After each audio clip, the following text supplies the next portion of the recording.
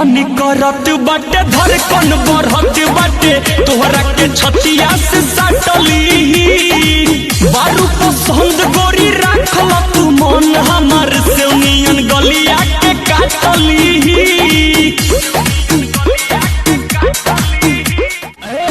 मन करत बाटे धड़कन बढ़त बाटे तोहरा के छतिया से साटली बारू पसंद गोरी राखल तू मन हमार से नियन गलिया के काटली। कहतारे बाबूजी ना रहे दे हम घर में चार बेरी हो रहल आवेला दिन भर में हो गइनी कंगाल हम तो माल के चक्कर में अरे हो गइनी कंगाल हम तो माल के चक्कर में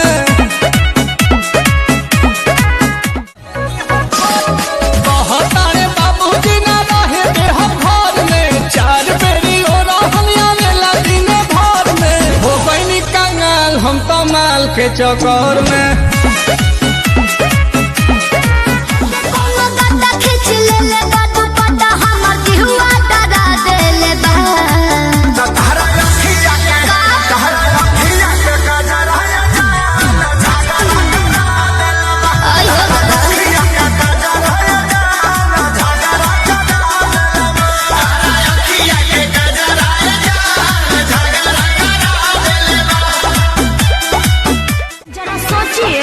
टोला मोहल्ला चाहे गाँव पूरा जलेगा, टोला मोहल्ला चाहे गाँव पूरा चलेगा।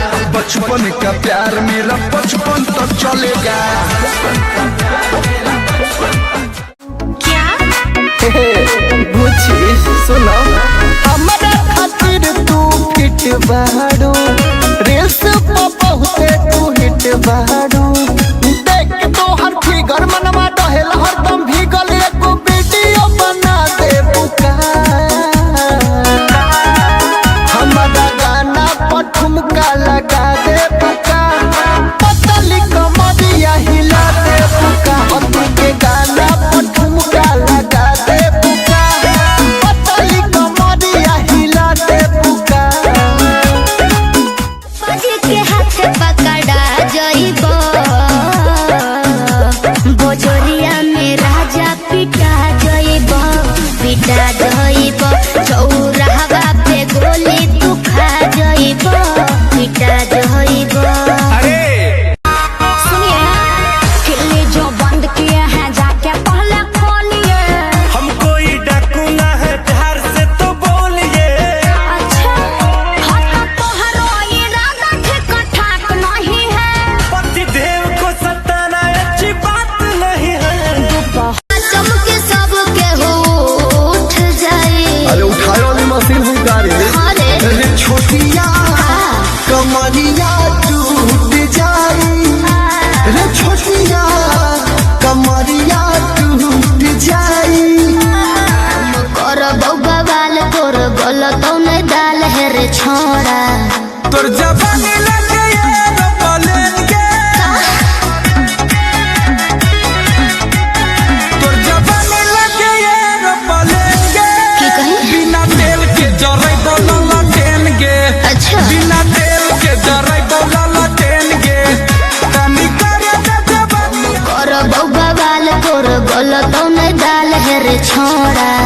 तोर जवानी लगे रोलेंगे, तोर जवानी लगे रोलेंगे। की कही? बिना तेल के जराई बोला टेनगे। अच्छा बिना तेल के जराई बोला टेनगे।